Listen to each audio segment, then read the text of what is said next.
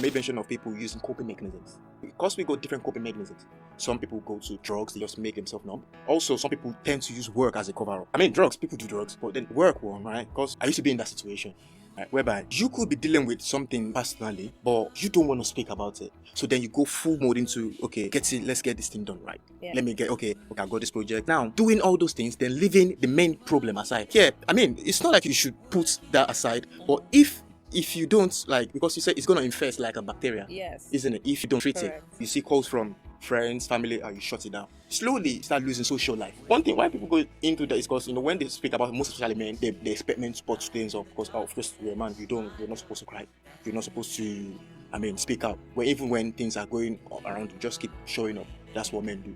So at what point is that going to break? At the point the trauma happens, there is something about what the brain does. It's called neuroelasticity. It is how the brain have to protect itself and the body not to get corrupted. So the brain goes numb. So it shuts down. It shuts down. And at that point, that's why you see many people did the coping mechanism by piercing.